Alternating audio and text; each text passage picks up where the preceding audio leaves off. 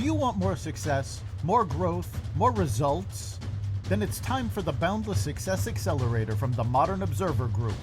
This isn't your average coaching program. It's where top performers come to dominate. Weekly group sessions, on-demand coaching, a community that's got your back, and a power-packed library of tools to supercharge your business and career. No more excuses, no more waiting. Get in, level up, and start building the life you've been dreaming about.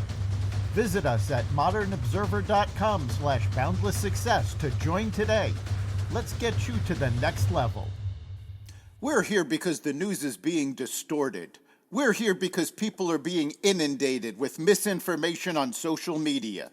We're here because people are being judged guilty until proven innocent. We are fighting back with facts. This is not a safe zone, so buckle up, Buttercup. This is the raw, naked truth.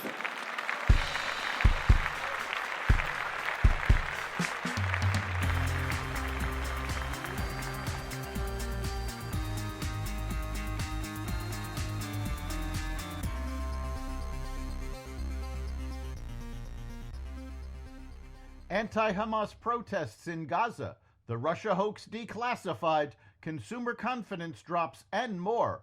Welcome to the Raw Naked Truth. I'm your host, Eric Lopkin, and here's the news you need to know. Anti-Hamas protests broke out in the northern Gaza Strip on Tuesday as hundreds of Palestinian men took to the streets to call for an end to the war with Israel. Videos of the protest began circulating on social media on Tuesday and come as Israeli airstrikes and offensive operations against Hamas have continued since the first phase of an internationally brokered ceasefire ended earlier this month, before a second phase could be secured. One video distributed by the Center for Peace Communications showed protesters chanting, "Hamas, get out."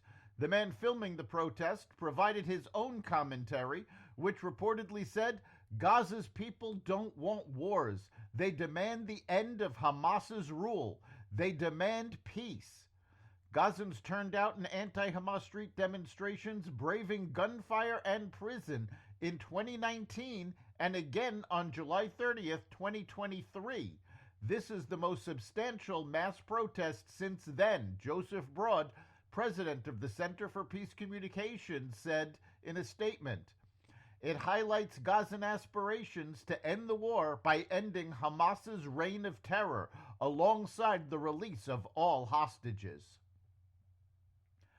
Delegations from Russia and Ukraine on Tuesday agreed to a ceasefire in the Black Sea following talks with Trump administration officials this week in Saudi Arabia.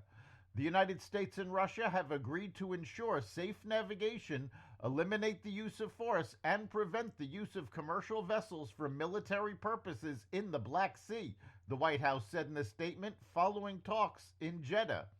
Similarly, just moments later, Ukrainian Defense Minister Rustem Umerov, who is leading the delegation, confirmed that all parties have agreed to ensure safe navigation, eliminate the use of force, and prevent the use of commercial vessels for military purposes in the Black Sea. President Donald Trump on Tuesday signed an executive order requiring people to provide proof of American citizenship when they register to vote and demanding that all ballots be reviewed by Election Day. The order requires government-issued proof of U.S. citizenship on its voter registration forms, directs the Attorney General to enter into information-sharing agreements with state election officials to identify cases of election fraud or other election law violations, and conditions federal election-related funds on states complying with federal election integrity measures. There are other steps that we will be taking in the coming weeks, Trump said just before signing the order. We think we'll be able to end up getting fair elections.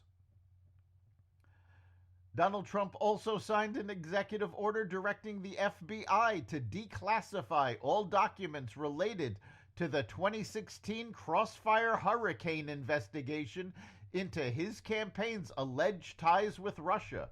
Calling the FBI investigation a total weaponization, Trump said Americans deserve to see the evidence and predicted the media would avoid it.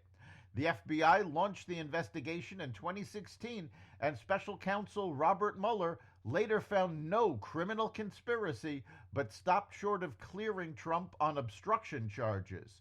The declassification follows years of contention, with special counsel John Durham's 2023 report concluding the FBI lacked evidence to start the probe and failed to act on intelligence suggesting the probe was based on a Clinton campaign effort to link Trump to Russia.